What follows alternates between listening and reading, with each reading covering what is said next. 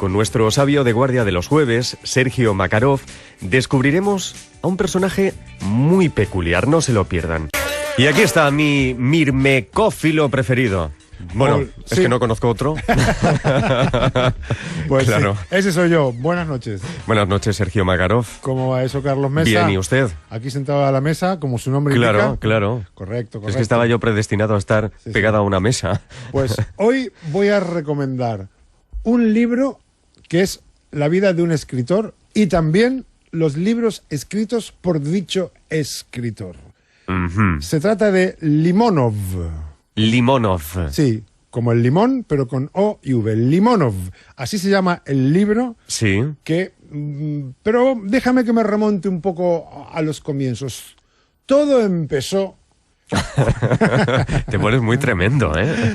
Es que todo empezó... ¿Cómo empezó? Hace poco tiempo. Yo voy todos los días a la piscina, todos los mediodías, de lunes a viernes, y ahí siempre veo las mismas personas. Y un día, poco a poco, vas empezando a charlar con la gente. Y un ¿En día... invierno también vas a la piscina? Sí, pero es cubierta. Cubierta Y calefaccionada. Frío tremendo estos días. Bueno, no soy ruso tanto como Limonov. Mis orígenes lo son, pero no me gusta el agua helada.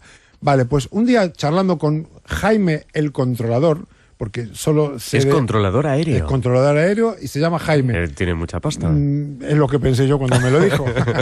Empezamos a hablar de fútbol y no sé cómo de Messi y Cristiano Ronaldo pasamos a hablar de libros y a recomendarnos libros. Yo le recomendé uno a él y al día siguiente se lo llevé, que es Un antropólogo en Marte de Oliver Sacks. En realidad le recomendé cualquier libro de Oliver Sacks. Él no lo conocía a Oliver Sacks. Ya hablaremos, ya veo por tu cara que... No demasiado. Vale, pues no demasiado. Por cierto, mañana es el Día Mundial de las Librerías y hablaremos de ello en el programa. Así que viene que ni pintado que hoy nos traigas libros. Sin saberlo, clavado. Y él me recomendó este libro. Me lo trajo al día siguiente y aún lo tengo en casa porque después de leerlo yo, lo está leyendo Maite. ¡Hola, Maite! ¡Hola, Maite! Aprovechamos para enviarle saludos a Maite. Buen día. Bueno, pues hacía tiempo, Carlos, que ningún libro me atrapaba tanto y me fascinaba y me subyugaba como este. Es recomendabilísimo. O sea, yo se lo recomiendo a todo el mundo con el mismo entusiasmo con el que Jaime, el controlador, me lo recomendó a mí. Me atrapó, lo leí, no podía parar de leerlo. Se lo recomendé, por ejemplo, a Ariel Roth. Hola, Ariel. Si Hombre, Ariel Roth. Y se lo compró. Qué majo que es Ariel Roth. Se lo recomendé a Eduardo Makarov, de Gotham Project, mi hermano, que vive en París, y se lo compró. O sea, estoy haciendo una labor de difusión que espero que la editorial Anagrama el día de mañana te lo agradezca. Sí, me envíen una canasta navideña o algo porque estoy difundiendo este libro. Vale, pues esta es la biografía de Eduard Limonov y para empezar, voy a leer lo que pone en la contraportada del libro, porque es algo increíble. Limonov no es un personaje de ficción. Existe y yo lo conozco, advierte Emmanuel Carrer. Luego hablaré un poco sobre el autor. Sobre el autor, sí. Es de Emmanuel Carrer, vale. Sí. Esta novela biográfica o biografía novelada reconstruye la vida de un personaje real que parece surgido de la ficción. Un personaje desmesurado y estrafalario, con una peripecia vital casi inverosímil, que le permite al autor trazar un contundente retrato de la Rusia de los últimos 50 años y al mismo tiempo aventurarse en una indagación deslumbrante sobre las paradojas de la condición humana. Ahí es nada. Esto lo agrego yo, ¿eh? No pone ahí es nada. Me imagino que Anagrama no haría algo así. Poeta y pendenciero en su juventud, Limonov frecuentó los círculos clandestinos de la disidencia en la Unión Soviética, se vio obligado a exiliarse y aterrizó en Nueva York, donde vivió como un vagabundo, fue mayordomo de un millonario y escribió novelas autobiográficas. Siguió haciéndolo cuando ya se marchó a París y allí alcanzó notoriedad pública con una escandalosa novela sobre sus andanzas neoyorquinas por el lado salvaje. Took a walk on the wild side, agrego yo. De allí pasó a los Balcanes, ni más ni menos, donde apoyó hasta las últimas consecuencias la causa serbia y regresó después a la Rusia postcomunista para fundar un partido nacional bolchevique que fue prohibido. Acabó en la cárcel, acusado de tentativa de golpe de Estado, y allí escribió más libros. Tuvo una experiencia mística y al salir se convirtió en opositor a Putin, ambiguo, escurridizo y estrambótico, este personaje fascinante y detestable a partes iguales, mitad héroe romántico y mitad majadero abominable, es tan contradictorio y desconcertante que se convierte por derecho propio en carne de novela y en el protagonista de esta espléndida y sorprendente narración, galardonada con el premio Renaudot, el premio de la lengua francesa 2011, y en especial el Prix de Prix 2011, que se elige entre las obras ganadoras de los 8 premios literarios franceses más importantes, que como tú bien sabes, Carlos Mesa, sí, y que como saben al dedillo nuestros oyentes de gente despierta, sí, son el Académie Française, el Décembre, el Femina, el Flore, el Goncourt, Interallié, Medici y Renaudot. Ni más ni menos. Todo esto. Bueno, y este señor sigue vivo. Este señor hay que contarlo. Tiene 70 años, sí, y sigue vivo y es muy famoso en Rusia. Desde hace 20 años, más de 20 años, es líder del Partido Nacional Bolchevique. Sí, pero déjame darte unas impresiones. Bien. Claro, yo aquí me veo en un brete, porque como este libro es como una especie de película de aventuras, ya ves por todo lo que pasó este tío. Todo esto es absolutamente real. Ya, claro, yo no quiero contar las cosas que chafarían la sorpresa. Hay que encontrárselo. Sí. Cuando este libro hay que leerlo, y mejor que yo no revele, ni desvele, ni anticipe demasiadas las peripecias más gordas que le ocurren a este personaje tan raro y tan increíble. O sea que voy a intentar hablar sin chafar la historia, lo cual no es tan fácil. Difícil, pero, sí. Vamos a ver, algunas impresiones mías muy genéricas. Este tío salió de la nada, porque salió de un pueblecito de Ucrania, hijo de unos currantes, de un oficial secundario de la policía y una ama de casa, y siempre tuvo una visión de sí mismo como un héroe mitológico, como una persona destinada a la grandeza y que estaba dispuesto a todo para conseguirla. Él no se concebía, no se concibe, porque hay que hablar en presente porque aún está vivo, no se concibe a sí mismo como ninguna otra cosa que un héroe por todo lo alto, como un superhéroe, y vivió y se arriesgó su vida, siempre estuvo dispuesto a matar y a morir, y no era broma. O sea, no era ningún bocazas ni ningún fantasma. Su camino hacia la gloria, hacia la grandeza, hacia el poder, la fama y la fortuna, no tenía nada que lo pudiera detener. O sea, estaba dispuesto a morir. No murió de milagro, porque se metió en tantos problemas y tantas aventuras peligrosas de toda índole. Algunas que le llegaron de casualidad y él nunca esquivó el bulto, y otras que él mismo las buscó, como he leído, fue a la guerra, a la disolución de la ex Yugoslavia, tomó partido por los serbios, que como recordaréis, según la visión desde Europa y la OTAN, la NATO, eran los malos de la película. Nosotros bombardeamos a los serbios. Pues él se puso del lado de los serbios, que eran los más prorrusos, y fue a luchar ahí. Un loco de mucho cuidado. Sin embargo, tiene algo admirable. Aunque nunca tuvo muchos escrúpulos y hizo muchas marranadas en su vida, muchas de las cuales las cuenta, porque se entrevistó con Emmanuel Carrere para escribir esta biografía. Estoy seguro que las más gordas no las cuenta. No las cuenta, claro. Claro, porque no las puede contar, porque son demasiado gordas. Pero él desde muy chiquito fue un delincuente juvenil que iba con una navaja en el bolsillo y siempre estaba dispuesto. A él no le importaba morir joven. Lo que su mayor temor era ser un don nadie.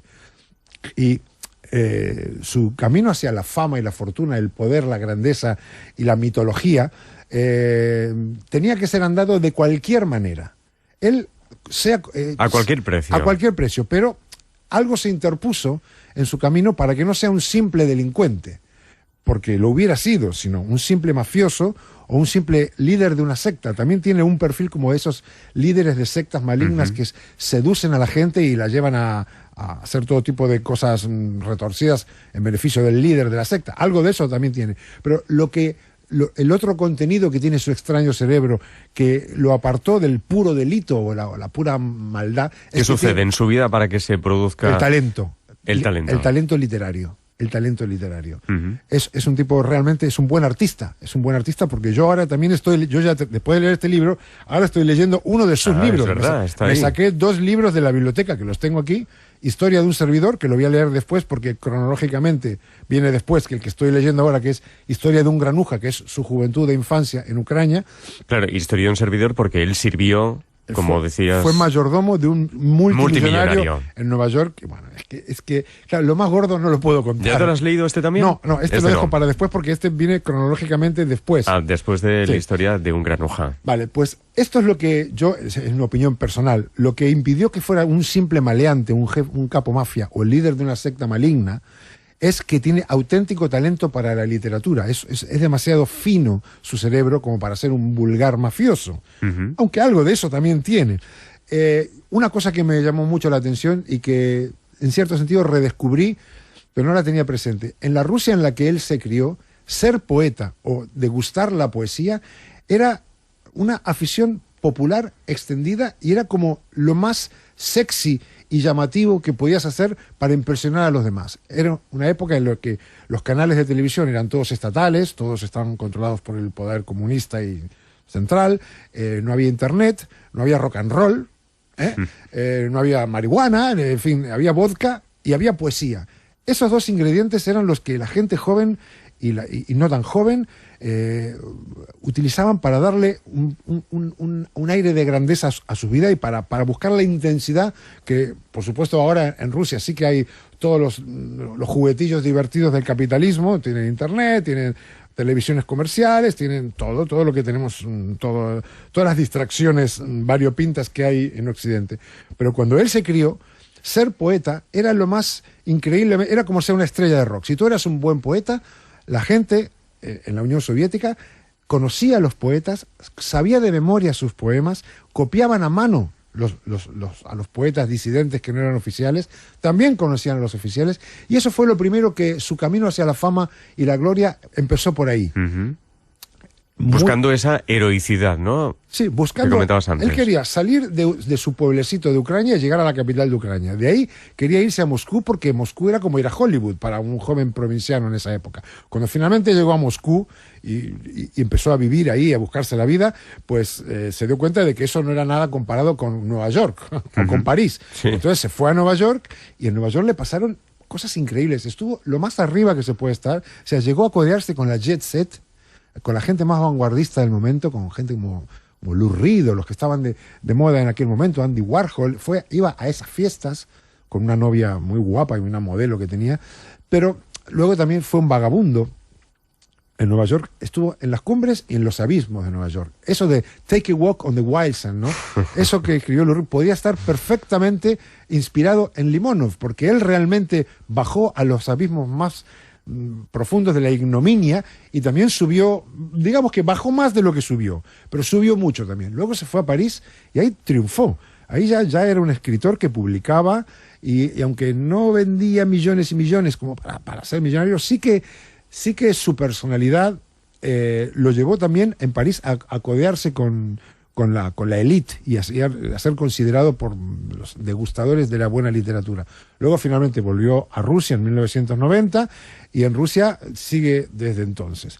Unas palabras sobre Emmanuel Carrère, que es el autor de la biografía novelada. Sí, de la biografía llamada Limonov a secas. Es un escritor, yo no lo conocía, pero en Francia es muy conocido, muy respetado y tiene una trayectoria muy sólida. Su abuela materna era una rusa blanca. Eso quiere decir que eran los rusos que huyeron en 1917 cuando los bolcheviques tomaron el poder. Cuando llegó el comunismo se escaparon porque eran de clase alta o tenían mucho que perder. Pues su abuela era una rusa blanca, se fue a París, o sea que su madre, la madre del novelista Emmanuel y biógrafo Emmanuel Carrère, era una señora que hablaba en ruso con su madre. Él escuchaba el ruso, o sea que él tiene un interés personal por los asuntos rusos porque es en parte ruso el que escribió esta biografía. Y sobre su madre hay algo muy curioso que explicar. Es una historiadora que tenía mucho prestigio en los ámbitos académicos como tal historiadora, hasta que publicó un libro en el que predijo la caída inminente de la URSS, de la Unión Soviética, cosa que nadie había hecho. Ni la CIA lo sabía. O sea, nadie predijo que iba a caer la URSS tan rápido o tan inminentemente sorprendió a todo el mundo, igual que la caída del muro de Berlín. Claro. Todos los servicios secretos del mundo se vieron sobrepasados. Era imprevisible, claro. No, bueno, para la madre de Manuel Carrer era previsible. Justamente por eso destacó. Este hecho, el haber predecido y luego que se haya cumplido su predicción muy poco tiempo después, la convirtió en una estrella mediática en Francia. Porque en Francia la gente es muy culta. ¿Sabes cómo son nuestros vecinos? Le Gavache. Es que aquí convertimos en estrellas mediáticas a otro tipo de personas. A Belén Esteban. Y personajes. Aquí es más famosa Belén Esteban, pero sabes que hace poco en Francia uno de los programas de máxima audiencia era un programa de crítica de libros. Aquí hay programas de crítica de libros, pero no son de máxima audiencia. Con baja audiencia, sí. En Francia son de máxima audiencia. Es una diferencia que tenemos con los franceses. Pues por eso su madre se convirtió en una estrella mediática. Esta es la conexión de Manuel Carrer con los temas rusos, que su madre es una eminente sovietóloga. Otra cosa que quiero comentar. ¿Me quieres preguntar algo? Te veo cara de preguntarme algo. Estoy fascinado con el personaje, con los personajes. Y léelo este libro. Sí, sobre todo, tomo nota. Aprovecha. Y está ahí María Martínez también tomando nota, que es un gran lector. Es que es un libro fascinante, sobre todo porque la realidad supera la ficción. O sea, tú puedes inventarte muchos personajes increíbles, el corto maltés, los tres mosqueteros, todo lo que tú quieras. Pero si resulta que una persona de carne y hueso que aún está viva... además el personaje es real... Es mucho más audaz y mucho más loco y tiene unas peripecias más fascinantes que cualquier invento, pues para mí tiene más gracia. Una cosa que sí que puedo contar sobre él. Cuando tenía 17 o 18 años, se hizo hacer unos pantalones al estilo occidental que no se conseguían en la Unión Soviética, al estilo así de pata ancha, como de la época hippie, que no se conseguían, y se los hizo un sastre de por ahí de su barrio. Entonces fue con esos pantalones modernillos por ahí y le dijeron, oye, qué guays estos pantalones, ¿de dónde los has sacado? Los hice yo. Mintió. No sé bien por qué, para vacilar de que él sabía hacer eso. Entonces le dijeron, pues te daré... hazme unos. Sí, hazme unos, le dijeron. Entonces, bueno, pues dame tanto de tela. Él se acordaba cuántos metros de tela hacían falta porque hace poco se los había encargado a un verdadero sastre. Entonces, esa persona, ni lenta ni perezosa, le trajo esa tela y dijo, bueno, dentro de 2 días vengo a buscarlos. Sí, dentro de nada te aviso cuando ya estén listos. Entonces, se fue con la tela a buscar el sastre y resulta que el sastre se había mudado a la otra punta de la Unión Soviética, a Vladivostok. Entonces dijo, ¿y ahora qué hago? Porque voy a quedar como un fantasma. Entonces, él ya tenía cierta habilidad con la aguja y el hilo, porque una vez había estrechado unos pantalones para que sean más sexys, ¿no? Pero hasta ahí, solo había estrechado unos pantalones. Eso es fácil, hasta yo lo podría hacer, que soy negado. Bueno, pues entonces se vio en este desafío. Entonces, ¿qué hizo? Durante 48 horas, su poderoso cerebro se abocó a aprender el oficio de sastre de la nada. Desarmó sus pantalones, sacó unos moldes de papel. Su madre le dijo, pero ¿qué haces? ¿Estás chiflado? ¿Tú piensas que en 2 días vas a aprender un oficio que se tarda meses en aprender en una escuela de corte y confección? Y lo hizo. Shh, calla, mamá.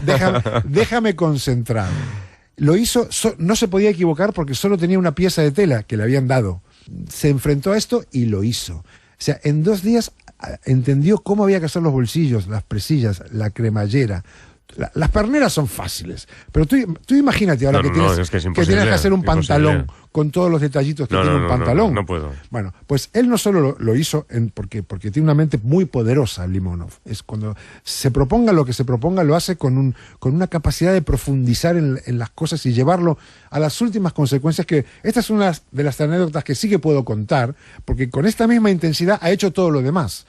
Entonces, no solo le quedaron bien estos pantalones, sino que luego le pidieron otros, y durante los siguientes 10 años, digamos desde los 18 hasta los 28, se buscó la vida como sastre, tanto dentro de la Unión Soviética como luego en Nueva York, ahí donde estaba, cuando le costaba buscarse la vida o todavía no ganaba dinero como escritor o no le salían otros curros, trabajaba de sastre y lo hacía muy bien, y esto lo sacó de la nada. Se hacía él sus propios trajes rimbombantes y de dandy, cosa que en la Unión Soviética, luego cuando fue a Nueva York y a París, no llamaría tanto la atención, pero en la Unión Soviética en esa época no había tiendas de ropa de tipo Carnaby Street o lo que se usaba en aquella época como los Beatles, ¿no? Sí.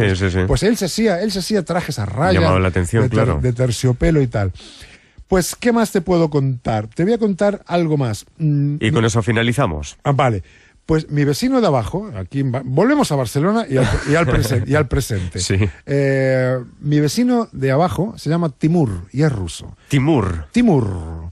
Y es un auténtico ruso que vive en las afueras de Moscú y tiene como segunda residencia una casa que es justo abajo mío. Y somos coleguitas porque viene por aquí y sí. Vale. El otro día vino a casa por un tema doméstico de la comunidad de vecinos y yo le dije, mira, hablamos en inglés, él y yo, ¿no? Porque él no habla ni papa de castellano y yo... Y tú ruso tampoco. Yo de chico escuchaba ruso en casa, pero desgraciadamente... No conservas. No conservo nada, solo da, niet y spasiva y tovarich. Pues entonces le dije, mira lo que estoy leyendo. Y entonces le mostré el libro de Limonov y me mostré muy entusiasmado. Él torció el gesto. Mi vecino Timur, y todo lo que me contó me encantó, porque era tener la constatación fresca y súper tajante de que todo lo que yo estaba leyendo sobre él lo pude contrastar con un verdadero ruso contemporáneo y a ver qué impresión tenía él de Limonov. Limonov es muy famoso en Rusia. Entonces me dijo todo esto. Como político nadie se lo toma en serio, porque es el líder de un partido inclasificable, minoritario, que es como una secta de la que él es el líder, que son una mezcla de cabezas rapadas neonazis y nostálgicos nacionalistas del bolchevismo. Se llaman Partido Nacional Bolchevique. Sí. Son jóvenes rapados y agresivos y gamberros. En cambio, como político nadie se lo toma muy en serio, pero como personaje mediático todo el mundo lo conoce porque sigue siendo la crème de la crème y va a todas las fiestas de la Jet de Moscú, sale en todas las revistas. Hace poco tiempo se casó con una famosa actriz de telenovelas, mucho más joven que él y muy guapa, la convirtió a su fe nacional bolchevique y tuvieron un hijo y todo esto, lo de casarse con ella, que el escritor mayor se casa con la actriz joven, tienen un hijo, todo esto fue muy, muy, muy reflejado por toda la prensa rosa rusa y él es bienvenido a todas las fiestas de la élite y va a todas las inauguraciones y todo el mundo lo conoce. Como político no lo toman muy en serio, pero como personaje es muy conocido. Sigue estando vivo, sigue agitando el panorama en Rusia y yo recomiendo el libro Limonov de Emmanuel Carrère y también los libros escritos por Eduard Limonov, que aquí tengo uno en la mano, no nos da tiempo para que lea un párrafo que tenía apuntado, pero... Bueno, si es cortito, sí. No, es que no es cortito. No es cortito, pues la semana que viene. No, otro día. Por cierto, lo leeremos porque, entre otros, el gran Carlos Boyero dice que es un libro memorable. Si lo dice Carlos, yo le hago caso. Si lo dice San Boyero... Yo le hago caso hay que hacerlo. En todo a Carlos Boyero. Por cierto, ahora voy a hablar de animales en el circo. ¿Qué te parece a ti? Un poco triste. Un poco triste, sí. Siempre me pareció un poco triste el circo en general, curiosamente. Se supone que es algo muy gracioso con los payasos, que los niños... A ver, cuando era muy, muy, muy, muy pequeño sí que me gustaba. Pero luego, en cuanto ya vi un poquito más grande, le empecé a ver el lado triste, a ver las costuras deshilachadas, los animales con llagas, los payasos remendados, no sé, lo empecé a ver todo un poco decadente y triste. Pero bueno, es una opinión muy personal. Voy a hablar de ello. Sergio Makarov, hasta la semana que viene. Hasta la semana que viene, gente despierta.